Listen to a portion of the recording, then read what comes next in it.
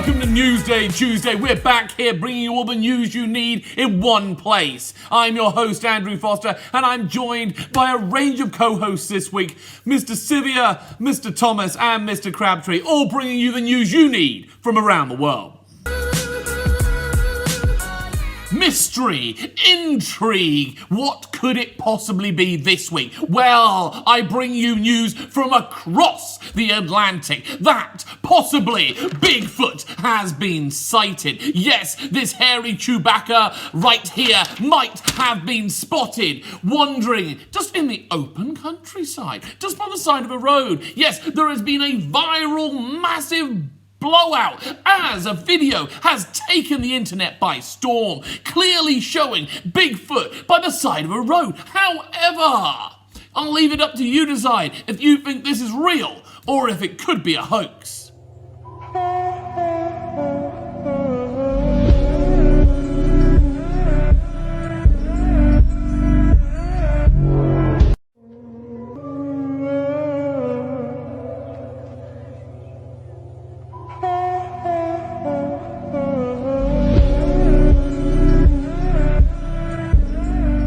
What do you reckon then? Is it real or is it a fake? Only time will tell if this miraculous beast, this mythical legend, has really come back.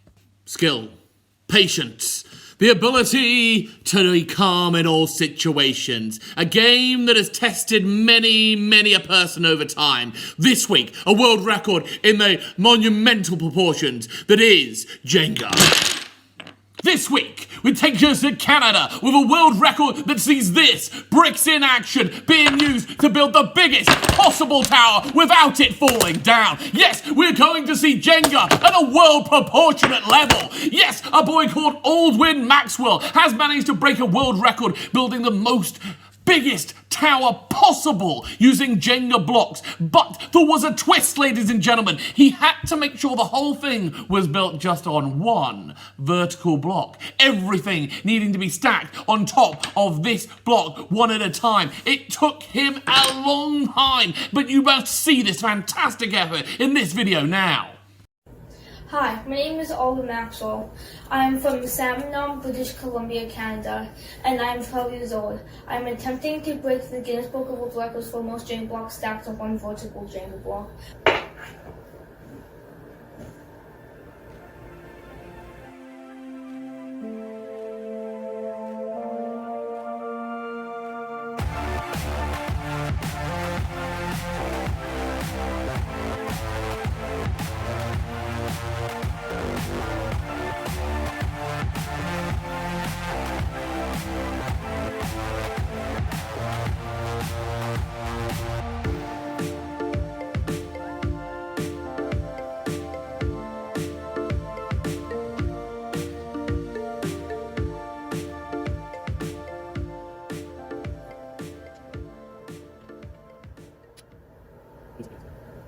$88, $689, $690, $691, $692, $693. That's all then. Without touching the bottom at all, otherwise it would come crashing down probably. I like this. Your favorite book to read? Yep. Use it to stack up the video camera. Okay.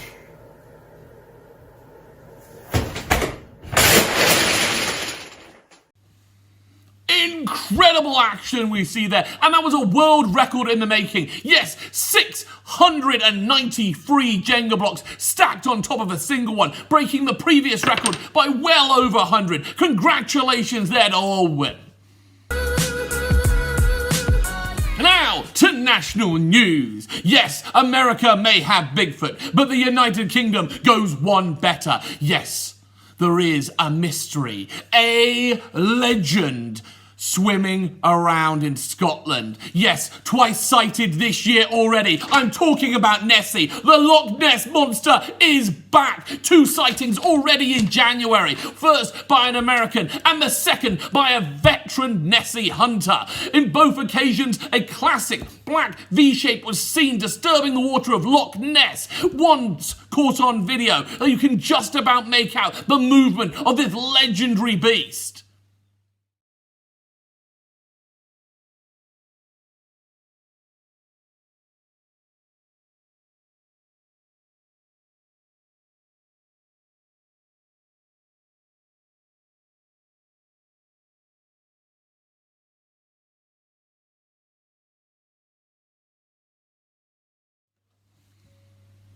Undisputable proof there that Nessie is back. Now let me tell you, which mythical beast never cleans its room? Yes, it must be the Loch Ness Monster. Ha ha!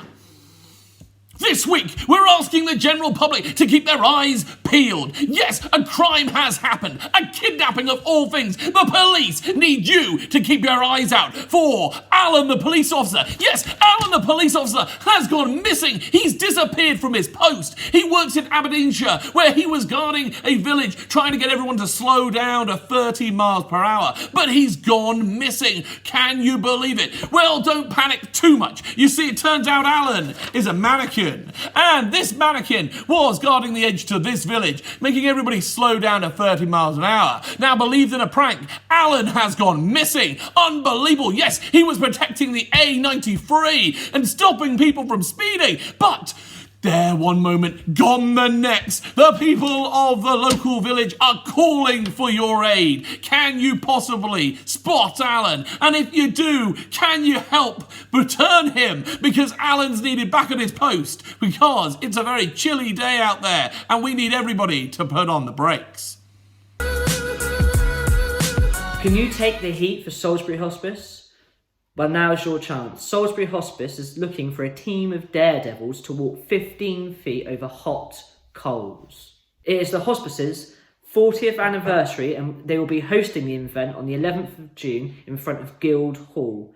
The firewalkers will receive training from Scott Bell, who has held the world record twice after walking an amazing 328 feet over hot coals. And in other local news, Hercule van Wolfwinkel, otherwise known as Phil, has raised over £50,000 for charity by drawing rubbish portraits of pets. I hope you enjoy them as much as I did. Phil Heckle says he was never much of an artist. But a few weeks ago, he was trying to get his son Sam to make a few thank you cards. And just to try to get him interested, I said, hey, I'm going to draw a picture of Nala, our dog. He drew this one. And this one. Then he posted them on Facebook, writing, "For sale, beautiful hand-drawn pictures of your favorite family pets for roughly $400 each." It was a joke, but serious requests began pouring in, thousands of them. So he began transforming pictures of pets into cartoons of cross-eyed dogs, long-legged cats, and more. I can't get my head around the fact that so many people seem to like what I'm doing. It is just bonkers. He signs his sketches with his pseudonym, Hercule van Wolfwinkel, and leaves funny fake customer reviews like, "Did you draw this in the dark with your eyes closed?" It was all this tongue-in-cheek thing of I'd set up this business and had become a portrait artist.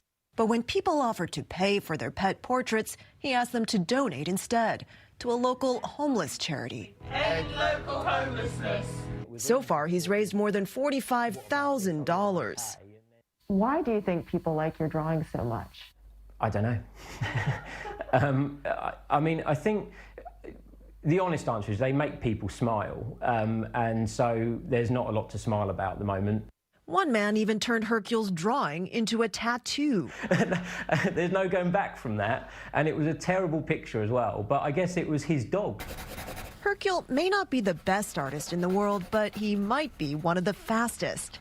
We watched him sketch this cute puppy named Scott and this police dog from Henderson, Texas. How long do you think you're going to keep going? Right now, I can't see it stopping. Forever? Well, I don't know about forever. That's a long time. But this doodling dad says if he can keep lifting spirits and raising money for a good cause, he won't put down his pencils anytime soon. It's that time of the week again, ladies and gentlemen. Teacher versus Teacher is back, and we bring you a monumental clash where we see Super Sylvia taking on Tornado Thomas again in the crossbar challenge. Yes, ladies and gentlemen, they've got to hit that crossbar with not just their right foot, but their left foot as well. Who will manage it first? Who's got the skills? Who's brought it today on Teacher versus Teacher? Ladies and gentlemen, you join us live here today for Teacher versus Teacher as we take on the crossbar challenge. Mr. Sylvia first up, using his right foot, I believe, then switching for his left. Oh, he's going to do left to right. There you go, left to right. No pressure going first, of course. He's been practicing all week on this.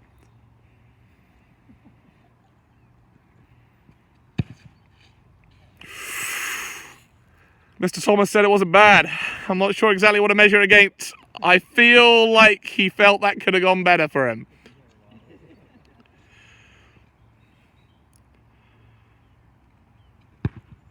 Ooh. Not what he was hoping for there. Mr. Thomas limbered up in the background there, stretching. He's ready to go.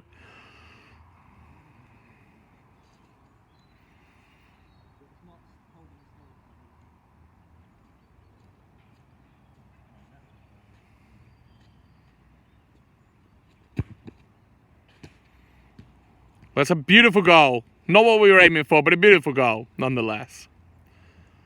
I really wanted to get it done first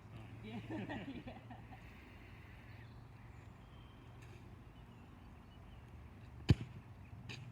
Oh, I like that! It is all done.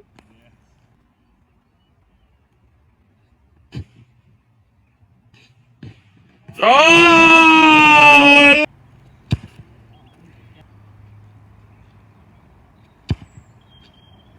He's definitely not going to get a contract like that. Oh! Mr. Thomas suggesting there that should be first come, first serves as he gets the ball.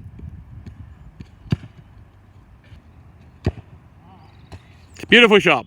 Not what we were looking for, but beautiful, beautiful nonetheless. His left, I believe.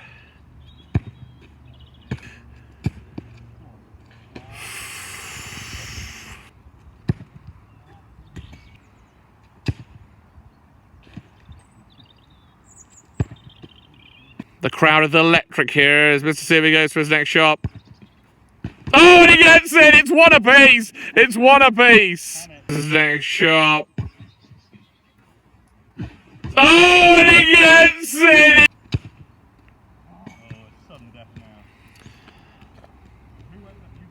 This is it. If Mr. Thomas manages to secure the crossbar with his left foot with the next two shots, he will have taken this round of Teacher versus Teacher.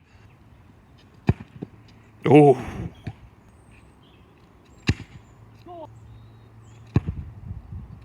Now, some people might say there was more pressure in this situation for Mr. Thomas to secure this.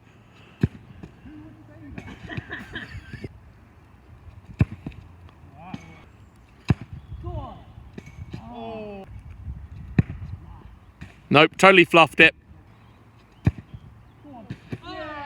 And like that, Mr. Thomas has secured this round of Teacher versus Teacher. Skills of the champion there, incredible footwork as Mr. Thomas shows how it's done. Yes, that is Teacher versus Teacher. 1-0 to Mr. Thomas.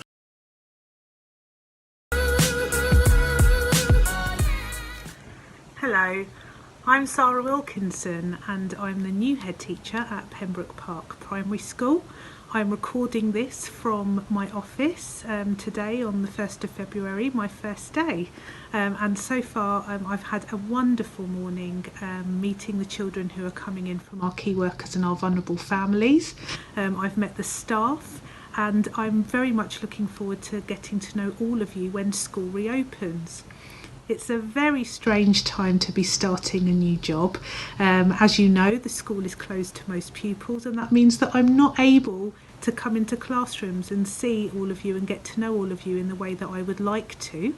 However, I will be recording regular assemblies on here before we do open again, hopefully, fingers crossed, in March. A little bit about myself. So I'm an experienced head teacher, and I've taught in different parts of the country, and I've just moved here from Exeter. So I am brand new to Wiltshire and looking forward to getting to know the local area and all of the things that the local area has to offer. A little bit about me.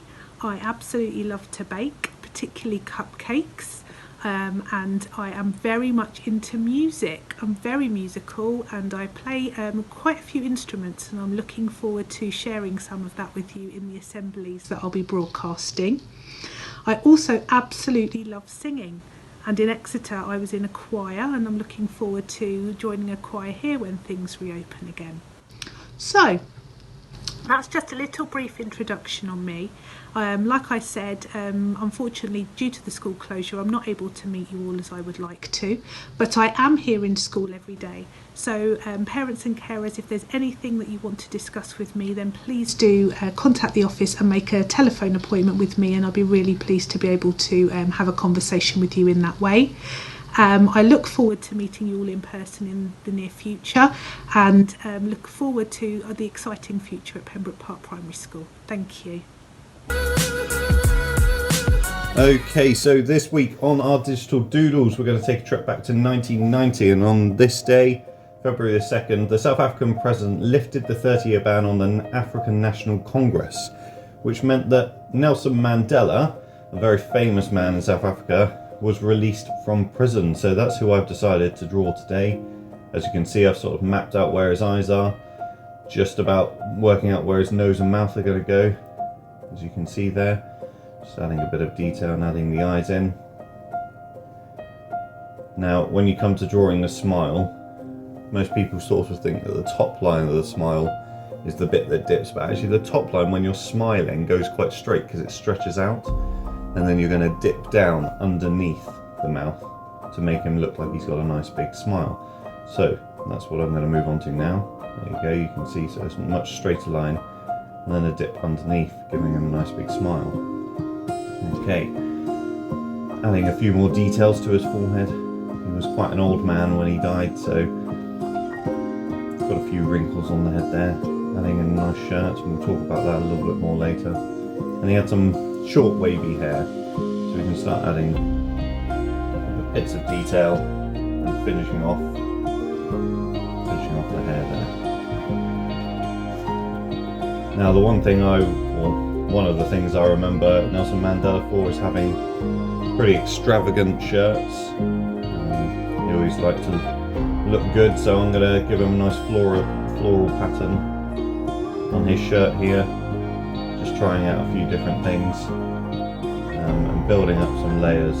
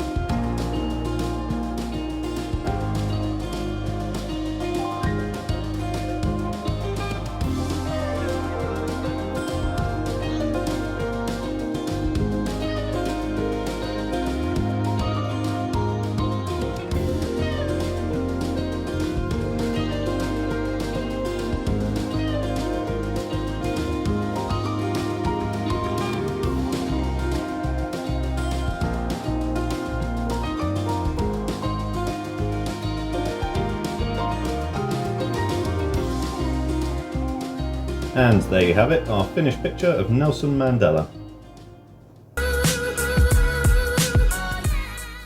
Have you ever been on a bouncy castle? Have you ever been on a trampoline? Well, Bossable is a sport where you can do both those things and play football and volleyball at the same time. Bossable is played to music and is played on an inflatable court featuring a trampoline either side of the net. The trampoline allows the players to spring high enough to spike the ball over to the opposition side. A player can score more points by using soccer touches, which means not using their hands, which creates some very spectacular plays. Bigfoot, Nessie, world-breaking attempts, teacher versus teacher. Where else can you find this action apart from on Newsday Tuesday? Yes, join us next week for Newsday Tuesday. Same time, same channel, same incredible broadcasting skill.